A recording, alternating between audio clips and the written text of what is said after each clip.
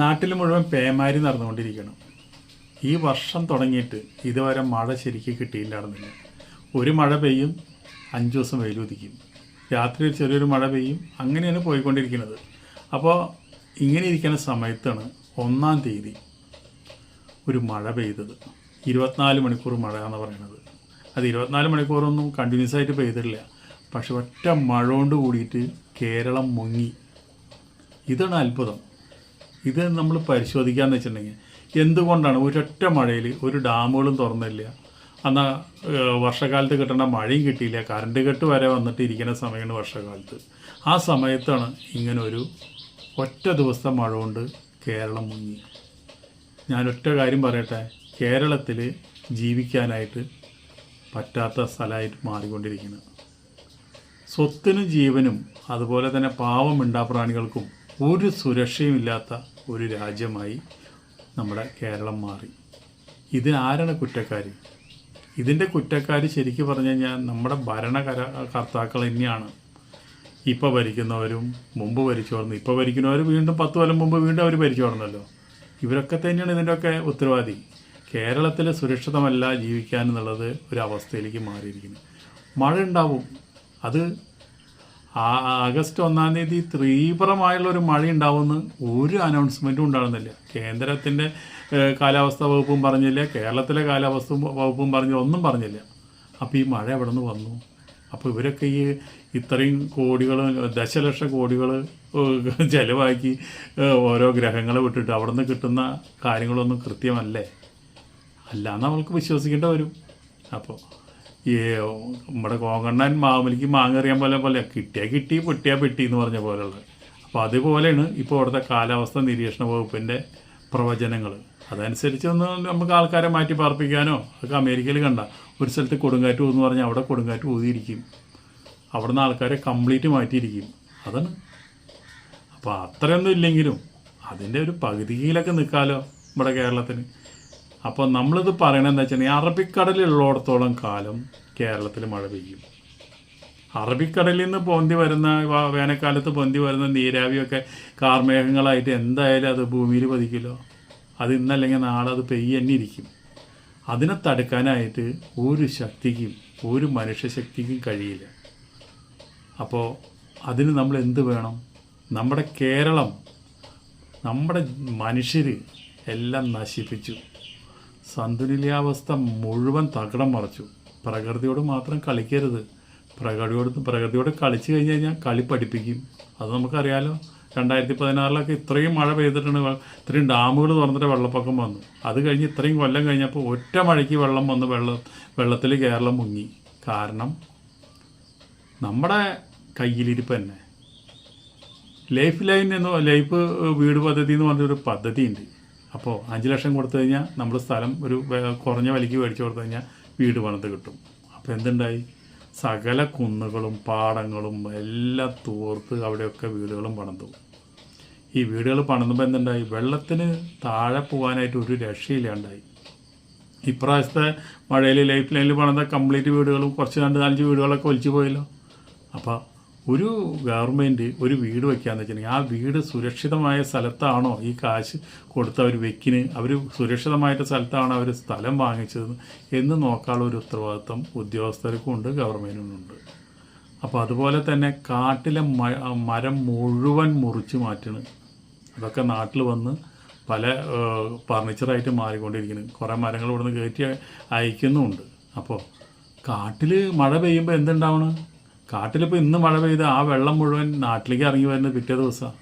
പണ്ടെന്ന് പറഞ്ഞു കഴിഞ്ഞാൽ കാട്ടിൽ മഴ പെയ്ത് ആ വെള്ളം ഇറങ്ങി വരില്ല. അതൊക്കെ മരങ്ങൾ പിടിച്ച് വലിച്ചെടുക്കും. മരങ്ങൾ ഇടതൂർന്ന കാടുകളായിരുന്നു, അവിടെ നിന്ന് വെള്ളങ്ങൾ വരാനായിട്ടില്ല. ഇപ്പോൾ ഒറ്റ മഴയ്ക്ക് ഇടുക്കി ഡാമെന്ന് പറയും. അതേപോലെ തന്നെ റാണി, പത്തനംതിട്ട, അതുപോലെ തന്നെ ആലപ്പുഴ, അങ്ങനെ പോരും. തൃശ്ശൂർ വരെ എത്തിയപ്പോൾ അവിടെ നിന്ന് വയനാട് നിന്ന് ഇങ്ങോട്ട് തുടങ്ങും. ഒറ്റ മഴയ്ക്ക് മണ്ണിടിച്ചിലും മല ഇടിഞ്ഞു പൊളിഞ്ഞു വീണതും ഒക്കെ അങ്ങോട്ട് തുടങ്ങി. അപ്പോൾ ഇതിൻ്റെയൊക്കെ കുറ്റക്കാരാരാ? നമ്മൾ തന്നെ. നമ്മൾ ഓരോ കൊല്ലെത്തും തോറും പ്രകൃതിയോട് കളിച്ചുകൊണ്ടിരിക്കുക, പ്രകൃതിനെ നശിപ്പിച്ചുകൊണ്ടിരിക്കുക. ഒരു മഴ പെയ്തു കഴിഞ്ഞ് കഴിഞ്ഞാൽ ആ മഴയിലത്തെ വെള്ളം കൃത്യമായിട്ട് അത് കടലിൽ പോകാനുള്ള ഒരു സാഹചര്യം കേരളത്തിലില്ല. ഇടുങ്ങിയ പുഴകളാണ്. നാനാഭാഗത്തു നിന്നും വരുന്ന വെള്ളത്തിനെ തടുക്കാനോ അതിനെ കപ്പാസിറ്റി ഇവിടുത്തെ പുഴകൾക്കില്ല. അപ്പോൾ എന്തുണ്ടാവും? പുഴ കര കവിഞ്ഞ് ഒഴുകും, അടുത്ത വീടുകളിലേക്ക് കയറും, വ്യാപാര സ്ഥാപനങ്ങൾക്ക് കയറും. എത്ര വ്യാപാര സ്ഥാപനങ്ങൾ ഇപ്രാവശ്യം മുങ്ങി, എത്ര കോടികൾ നഷ്ടമായി. ഈ നിലയ്ക്ക് കേരളം മുന്നോട്ട് പോയാൽ കേരളത്തിലെ ജനങ്ങൾ മുഴുവൻ തമിഴ്നാട്ടിലേക്ക് താമസം മാറ്റേണ്ടി വരും. അവിടെ വിജയെ ഭരിക്കുന്നത്. ഇവിടെ ഒരു ഇത് പ്രകൃതിക്ക് വേണ്ടി, പ്രകൃതിയെ സംരക്ഷിക്കാൻ വേണ്ടി മഴ വെള്ളം വന്നു കഴിഞ്ഞാൽ അത് നമ്മുടെ വീടിനും സുരക്ഷയില്ലാത്ത രീതിയിൽ, മനുഷ്യനും സുരക്ഷയില്ലാത്ത രീതിയിൽ, പാവപ്പെട്ട മിണ്ടാപ്രാണികൾക്കും സുരക്ഷയില്ലാത്ത രീതിയിൽ ഈ കേരളം മാറിക്കൊണ്ടിരിക്കുക.